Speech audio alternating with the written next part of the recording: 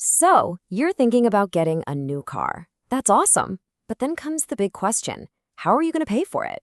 It can be a bit of a headache, but in the next few minutes, we're going to break it all down so you can drive away feeling totally confident in your deal. Yeah, this is the classic dilemma, right? You need a good, reliable car to get around, but who has thousands of pounds just sitting in the bank for a big purchase like that? Well, the good news is you are definitely not alone, and you've got way more options than you probably think. Our goal here is to untangle all the jargon and put you firmly in the driver's seat. All right, first things first, let's get a quick lay of the land, a bird's eye view of all the main ways you can pay for a car. Think of this as our roadmap for the next few minutes. Okay, this table really lays it all out for us. You can see the main contenders right here. On one side, you have your straightforward options like cash or a personal loan where, boom, you own the car from day one. On the other, you've got these other finance deals like hire purchase or HP, PCP, and leasing. And with those, who owns the car? Well, it gets a little more complicated. Just notice the key differences. Do you need a deposit? Are there mileage limits? We're about to dive into what all this actually means for you. Okay, I know that table might look like a lot of information, but honestly, the choice gets way, way simpler once you answer one single, really important question. And this is it. This is the big one. Is owning the car at the very end of the deal a non-negotiable for you, a must-have? Because your answer to this one question is going to cut your options in half, instantly. And just like that, you can see how it splits everything into two clear paths. If you're thinking, yes, I absolutely want to own that car, then you're heading down the ownership path. You'll be looking at things like a personal loan, hire purchase, or PCP. But if you're more like, nah, I just want a new car to drive for a few years and then hand it back, then the rental path, car leasing, that's your route. Okay, so let's say you've decided you want to own the car. Perfect.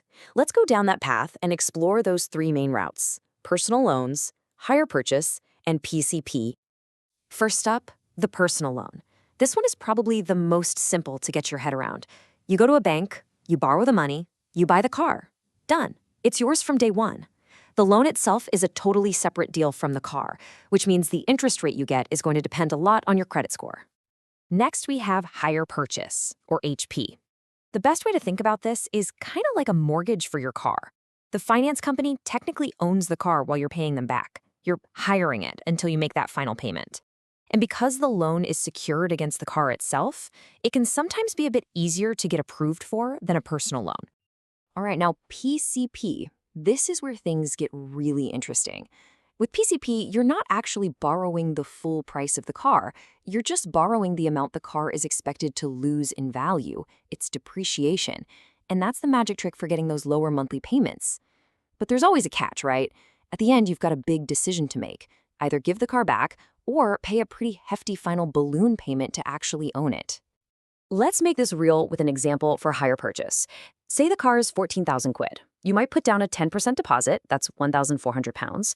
Then you borrow the rest and pay it off with fixed monthly payments. And once you've made that very last payment, you pay a tiny option to purchase fee, and congrats, the car is all yours.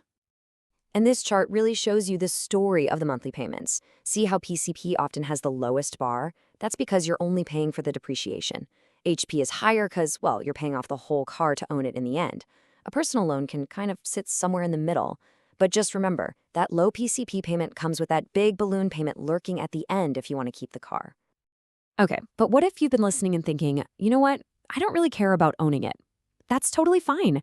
And that brings us to that other path, car leasing, which you might also hear called personal contract hire, or PCH. Yep, leasing is basically just long-term renting. Simple as that. You never own it, there's no option to buy, you just pay an initial fee, make your monthly payments for a fixed term, stick to a mileage limit, and at the end, you just hand the keys back. The biggest plus?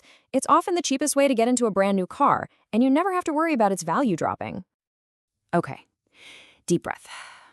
No matter which path you're leaning towards, we need to talk about some absolutely essential tips and warnings. Please pay attention here, because this is the really, really important stuff. Okay, this is a brilliant pro tip that could literally save you thousands.